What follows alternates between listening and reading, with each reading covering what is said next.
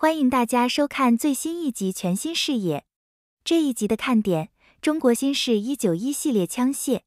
在2019年10月1日，中国国庆70周年阅兵式上，首次公开亮相的新式191系列枪械，自2021年下半年起，开始在中国陆军合成旅中大规模列装，正在逐步取代95式自动步枪。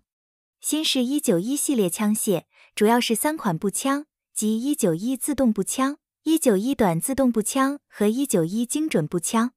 自动步枪和短自动步枪，网友是非常熟悉的，许多人在校军训时可能或多或少地操过枪、打过靶，只是手上枪械的型号不同而已。对于广大网友来说，精准步枪也就是最近几年才接触到的概念，至少中国军队以前没有装备此型枪械，在56式、81式、95式枪族中都没有出现精准步枪。精准步枪是国外率先提出的概念，是在自动步枪的基础上改造提升而来，装有光学瞄准镜和精选弹药，拥有中距离射击能力的加强型步枪，一般每班会装备一把，通常让班内枪法最准的士兵来操控。因此，精准步枪可以理解成是在步兵班编制内，由枪法较好的士兵操作使用的，能对中距离目标实施快速而精确射击的步枪。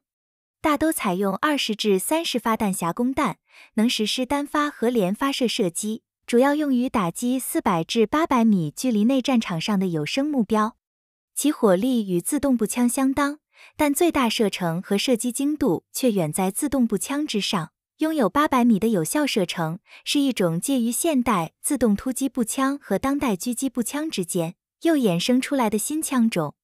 狙击步枪出现在中国军队的装备序列中历史并不长，是在上世纪80年代初，从战场上缴获的苏制德拉戈诺夫 SVD 式 7.62 毫米狙击步枪，仿制成功了79式与85式狙击步枪。这把枪也不是严格意义上的狙击步枪，按欧美军队的标准就是一把精确射击步枪。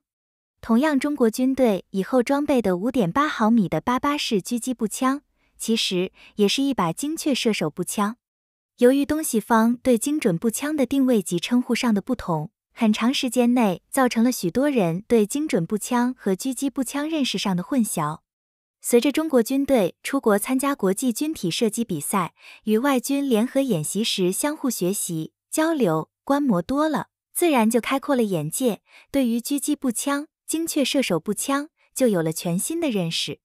于是，中国军队逐渐对传统轻武器定位进行了一些适当调整，对于狙击步枪、精准步枪就有了新的定义，与国际接轨了。精准步枪一词就在中国国产轻武器序列中出现了。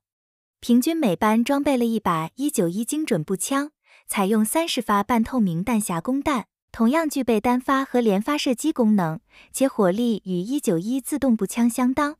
800米的有效射程、射击精度和火力输出，让191精准步枪性能远超 5.8 毫米采用10发弹匣供弹只能半自动射击的88式狙击步枪，以及同样采用10发弹匣供弹 7.62 毫米的85式狙击步枪。未来191精准步枪将成为中国军队步兵班的标准轻武器，大量取代85式 7.62mm 88式 5.8 毫米狙击步枪。这两把本质上不是狙击步枪的精准步枪的步枪，将与他们的名字一道陆续退出历史舞台。好啦，本集节目到此结束了哟。欢迎朋友们订阅全新视野，同时可以评论、按赞、转发。谢谢大家，祝大家愉快，下一集见。